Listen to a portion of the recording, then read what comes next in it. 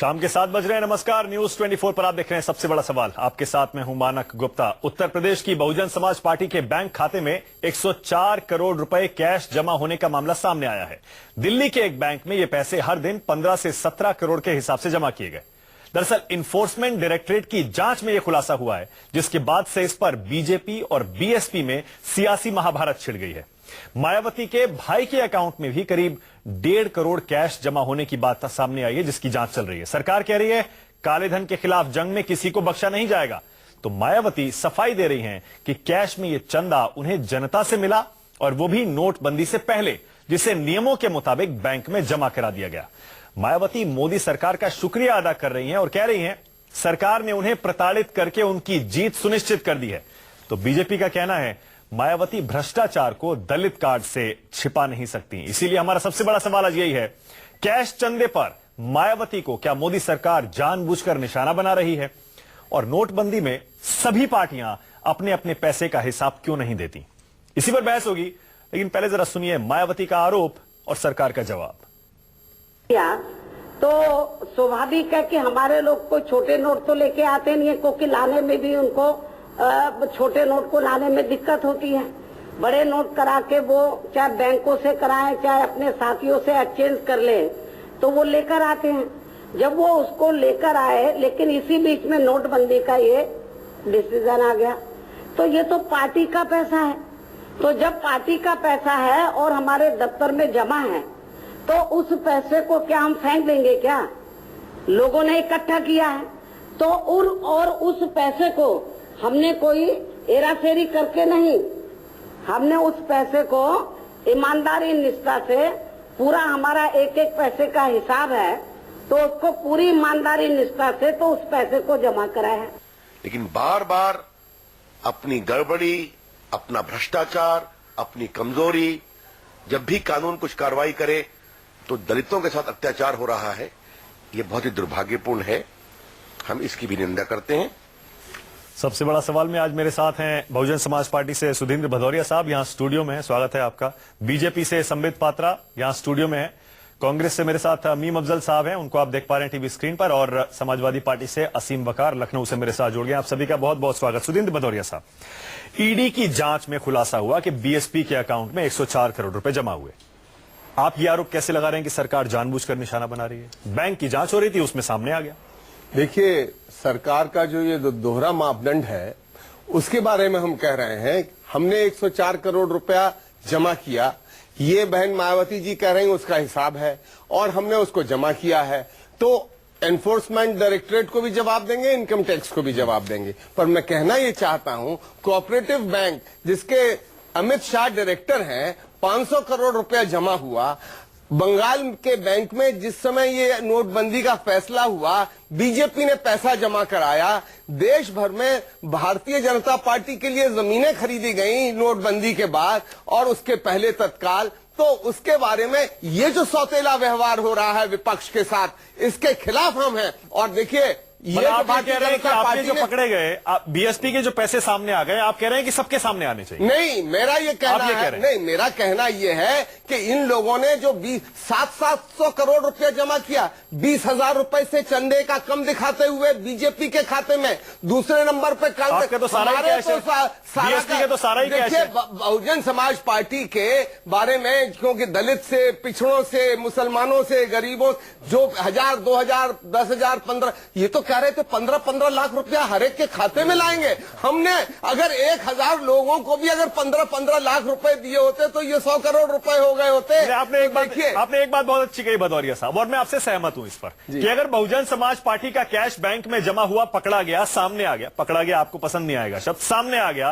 तो सारी पार्टियों का आना चाहिए। हमने जमा किया है, जमा किया, बिल्कुल ठीक है, हमने तो जमा किया है, खुलेआम सरेआम जमा किया है, बिल्कुल ठीक है, आपने अकाउंट में जमा किया। संबित पात्रा, सारे की सारी पार्टियां क्यों नहीं अपने अपने कैश, अपने अपने बैंक अकाउंट के स्टेटमेंट जारी कर देती हैं? बहुजन समाज पार्टी का तो सामने आ गया। ये तो कानून है, सभी पार्टियों को अपने बैंक अकाउंट का जो लेखा जोखा है, जिसको रिपोर्ट कहा जाता है, रिप्रेजेंटेशन ऑफ पीपल एक्ट 1951 के अंतर्गत इलेक्शन कमीशन को देना पड़ता है। जनता को दीजिए, तो जनता के सामने ही आती है। सार्वजनिक करिए उसे। तो सार्वजनिक तो करती है इलेक्शन कैश कितना जमा हुआ 8 नवंबर के बाद से और अभी तक? सुनिए तो सही मेरी बात, क्योंकि बीएसपी का 104 करोड़ रुपया नोटबंदी के बाद बैंक में जमा हुआ, सामने आ गया। आपको मैं कानून बता दूं, 1951 रिप्रेजेंटेशन ऑफ पीपल एक्ट के अंतर्गत जब इलेक्शन कमीशन इसे लेती है तो इलेक्शन कमीशन इसे सार्वजनिक कर देती है। तो ठीक है, वेबसाइट पे होता है, डाल देती है, वो सही तो कोई भी उसे देख सकता है, तो इसमें कौन सी बड़ी बात है। मगर मैं एक उत्तर संबित, मेरे पास आंकड़ा भी है, मैं बता देता हूं। आपको जो कुल मिलाकर चंदा मिला है उसमें से ये देखिए, यहां पर लिखा हुआ है, आप देख भी सकते हैं, 434 करोड़ 67 लाख रुपए का चंदा 20,000 से कम मिला है आपको, जो कैश में मिला। ठीक है, वो कहां है? एक मिनट पहले, क्या वो अकाउंट में गया है? नहीं, मैं बता रहा हूं, मैं आपको उत्तर दे दूं पहले। देखिए, अभी जो बीएसपी में जो हुआ है, 104 करोड़ रुपए बैंक में गया, और वो भी 8 नवंबर के बाद। तो उनके पास छिपाने के लिए कुछ नहीं है, वो कह रहे हमने तो बैंक में डाल दिया। मैं बता रहा हूं, सुन तो लीजिए आप, अगर 10 सेकंड तो 30 तारीख आप दोनों बात कर लीजिए, आप दोनों बात कर लीजिए, आप दोनों बात कर लीजिए, कोई नहीं, आप दोनों बात कर लीजिए, हमारे कोई विषय नहीं है, हम शांति से सुन लेंगे। संबित बोलिए। देखिए मानक जी, इनका 104 करोड़ रुपए 8 तारीख के बाद 1000 और 500 के डिनोमिनेशन में जमा हुआ। कोई इनको जेल में तो नहीं डाल रहा है। एक स्पष्ट रूप से कानून है। कानून क्या है कि 2.5 लाख से ऊपर कोई भी व्यक्ति, अगर मानक गुप्ता आम जनता होने के नाते अगर 2.5 लाख से ऊपर डालते हैं, तो ईडी आपसे पूछेगी ये पैसा कहां से आया मानक जी, आप जवाब देंगे कि देखिए ये मेरा सफेद धन है, तो ईडी आपको कुछ नहीं बोलेगी, इनकम टैक्स कुछ नहीं बोलेगी। तो मायावती जी ऐसी वीआईपी हैं कि ये 104 करोड़ डाल दे, इनके भाई 2 करोड़ डाल दे, और इनसे कुछ नहीं पूछना चाहिए, क्योंकि ये पॉलिटिकल लोग हैं। ये दोहरे मापदंड क्यों है? सभी पॉलिटिकल पार्टीज जिन्होंने भी 1000 और 500 के डिनोमिनेशन में नवंबर 8 के बाद 2.5 लाख से ऊपर डाले होंगे, चाहे वो मेरी पार्टी हो, इनकी हो, मीम साहब की हो या समाजवादी पार्टी हो, सबसे पूछा जाएगा ये गलत बात क्यों है? क्या पॉलिटिकल पार्टी से पूछा नहीं होनी चाहिए? मेरा ये सवाल है। मानक जी, एक ही चीज नहीं पूछी जाएगी, स्विस अकाउंट को कभी नहीं खोला जाएगा, पनामा पेपर को कभी नहीं खोला जाएगा, जिसमें मोदी मित्र हैं। फिर आप उधर उसी जगह चले जाएंगे, उसी जगह चले जाएंगे। अब देखिए, भदौरिया जांच जारी किए हैं, आप तो जांच भी जारी नहीं कर रहे थे। अच्छा, भदौरिया साहब कह रहे हैं हमने तो ईमानदारी से बैंक में जमा कर दिया, और सरकार जो है जानबूझकर सिर्फ हमारा केस उठा रही है। संबित पात्रा कह रहे हैं कि अगर बैंक में जमा हुआ है, जांच हो रही है, जांच होने दीजिए, जांच से क्यों डर रहे हैं? लेकिन हम दूसरी बात पूछ रहे हैं। मीम अफजल साहब, पहले आपके पास आ रहा हूं। मीम अफजल साहब, सारी पार्टियों को नोटबंदी के दौरान अपने अपने पैसे का हिसाब क्यों नहीं देना चाहिए? बीएसपी का तो सामने आ गया, ये कह रहे हैं हमने अकाउंट में डाल दिया। कांग्रेस ने, बीजेपी ने, समाजवादी पार्टी ने, बाकी पार्टियों ने जो भी अपना कैश डाला, उसका हिसाब जनता क्यों ना जाने? सुन लीजिए, आपका सवाल बहुत सही है, वाजिब है। मेरे ख्याल है हमें इसकी जरूरत ही नहीं पड़ेगी।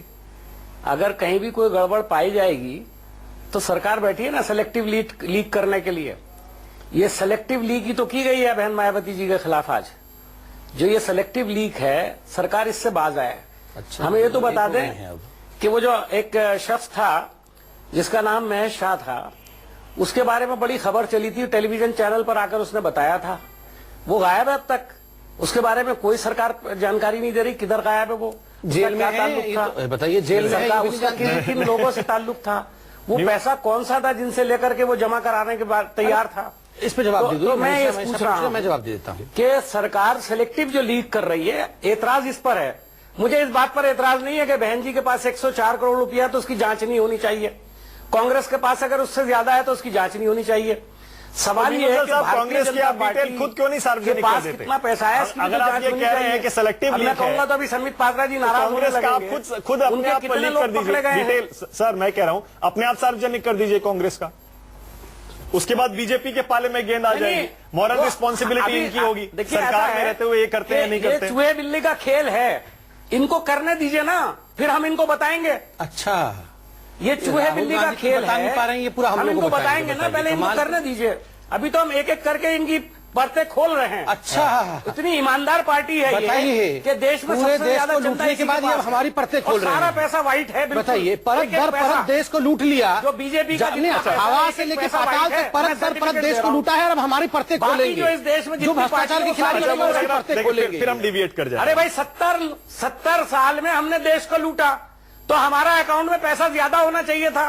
बीजेपी ने तो 2.5 साल लूटा है, 2.5 साल में हमसे भी ज्यादा पैसा जमा हो गया इनके पास। नहीं, स्विस बैंक में किसके नहीं ऐसे हूँ मत हंसिए साहब। अरे ये भैया, आप लोग फिक्स मैच कर सकते हैं पनामा पेपर्स और पहली का सारा बार मामला है। हिंदुस्तान में काले धन के खिलाफ लड़ाई लेकिन किसने एक बात शुरू है, की एक बात है, एक तो बात है। सबको मिर्च लगी हुई है। संबित, एक बात मैं आपसे काले धन के सहमत हूं। खिलाफ लड़ाई शुरू हो गई तो सबको मिर्च लगी संबित, है। मैं आपकी इस सब बात से सहमत देखिए, हूं। पहली बार अरे बसपा और जिनके- कांग्रेस एक हो गई है। हाँ, कांग्रेस बोल रही है और नोटबंदी के भी खिलाफ है और अन्य मोर्चों पे भी। इसका ध्यान रखें कि शीशे के घर जिनके हैं वो पहले टूटेंगे। अच्छा ठीक है, वो ठीक तो है, टूट गए हैं, ठीक है। मीम अफजल साहब रुकिएगा जरा। असीम वकार आप टूट गए आइए। हैं। असीम वकार, जरा समाजवादी पार्टी का स्टैंड भी हम समझ लेते हैं, क्योंकि इस यूपी में आप ही की सरकार चल रही है। मायावती जी के अकाउंट में, यानी बहुजन समाज पार्टी के अकाउंट में 104 करोड़ रुपए जमा हुए। असीम वकार साहब, उनके भाई के अकाउंट में 1.5 करोड़ रुपए जमा हुए। आपका क्या स्टैंड है इस पे? क्या सरकार जानबूझ के फंसा रही है क्या?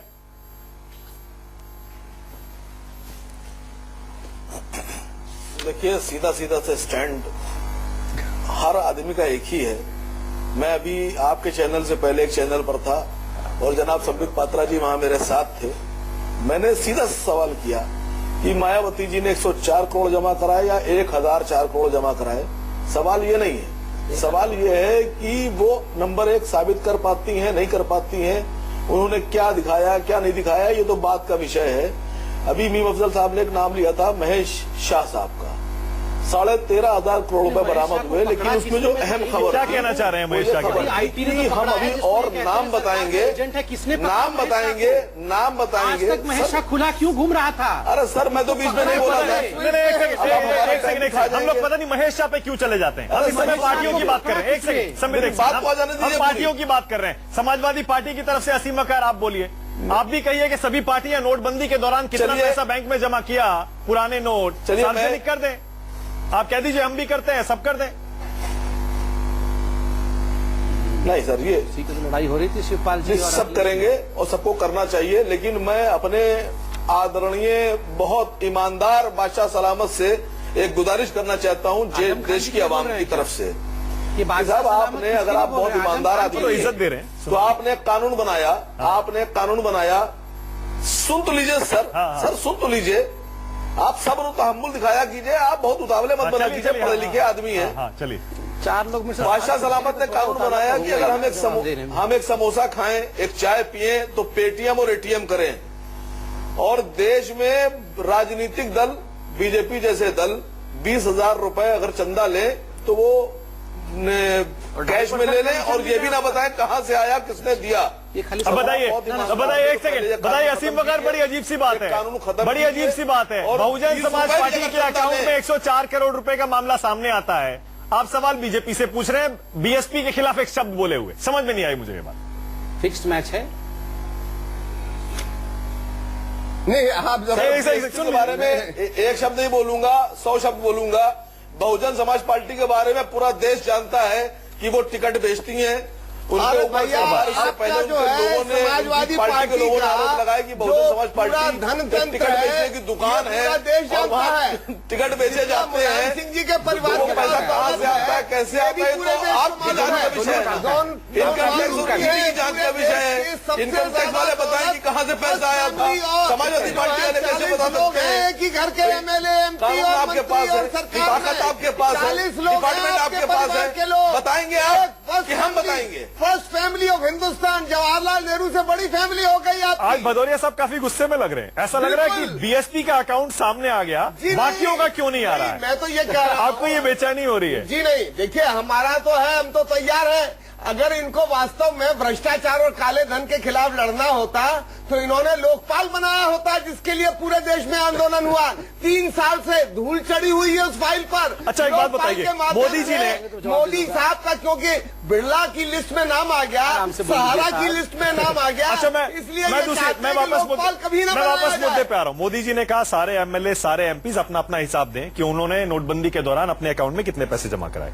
पार्टी का अकाउंट देने में क्या दिक्कत है जब बीएसपी का सामने आ गया? तो उसी मोदी जी ने सर्वदलीय बैठक में कहा कि सभी पार्टी को अब लोकपाल क्यों नहीं राजनीति बना रहे? एक- नहीं, इनसे नहीं, पूछिए लोकपाल क्यों नहीं बना रहे? पूछेंगे, एंकर ये हैं, पूछेंगे। हाँ। मोदी जी ने कहा कि सर्वदलीय बैठक में मैंने पॉलिटिकल अरे रिफॉर्म और मानक उनके जी, चंदे के संबित पात्रा जी लिए से बात इतना की। पूछ लीजिए मैंने कि कहा कि इस पर भी 434 डिबेट करोड़ होना कहाँ से चाहिए। लेके आए? आम राय बननी चाहिए। आम राय बन के तुरंत इस रिफॉर्म होना आप चाहिए। तैयार हैं? आप हम ईमानदार बन मोदी जाइए। जी खुद कह रहे हैं, आप तो प्रधानमंत्री देश के खुद सामने कह रहे हैं, पेश तो हम क्या चीज और है? डिटेल दे दीजिए।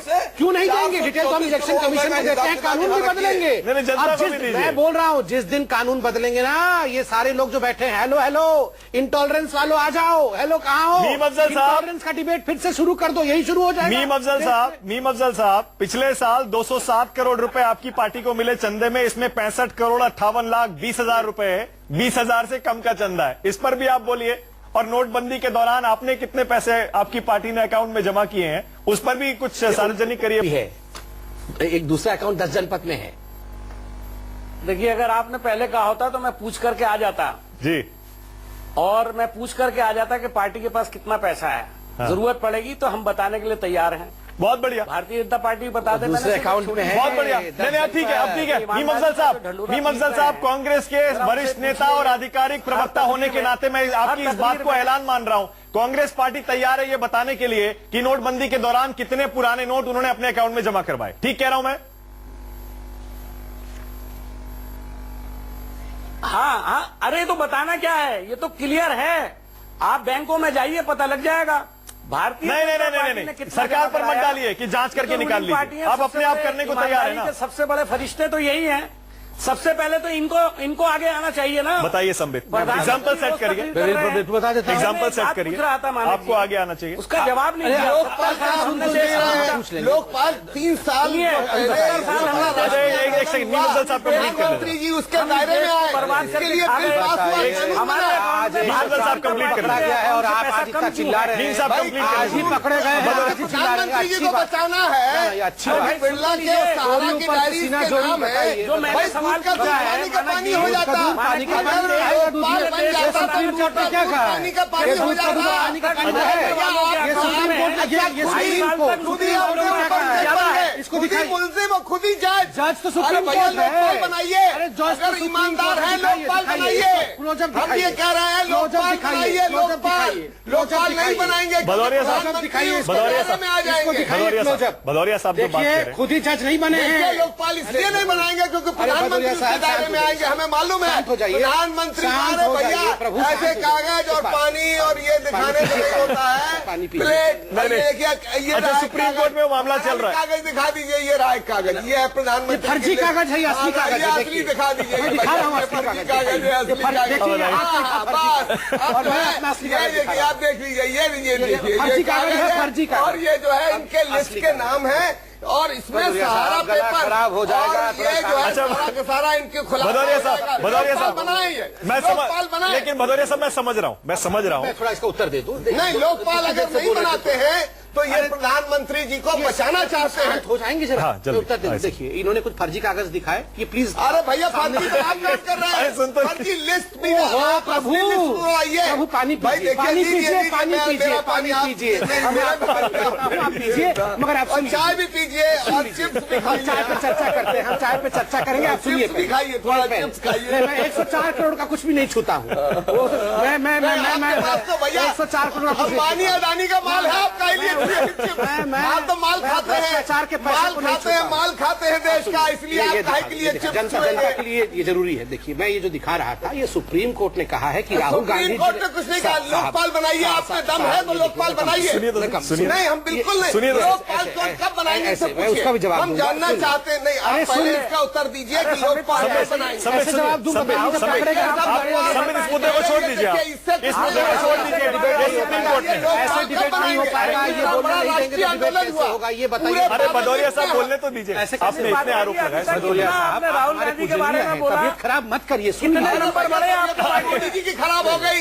लोकपाल का नाम सुन सर टाइम खत्म हो रहा है, टाइम खत्म हो रहा है, सब जल्दी से वैसे टाइम 5 खत्म सेकंड हो में ये रहा है, बताना जल्दी। चाहूंगा कि सुप्रीम कोर्ट ने राहुल जी के कागज को फर्जी करार दिया है। ये अखबार में छपा हुआ है, documents Rahul use to attack Modi. ठीक है, वो हियरिंग अभी चल रही है, वो हियरिंग अभी चल रही है, बताइए। उसमें ऑब्जर्वेशन है, हियरिंग अभी चल रही है। फर्जी बता दिया अभी है। हियरिंग चल रही ठीक है, मैं ये बता रहा हूँ कि मायावती जी कब रिजाइन करेंगी बीएसपी से। अब देखिए, मायावती जी बीएसपी से।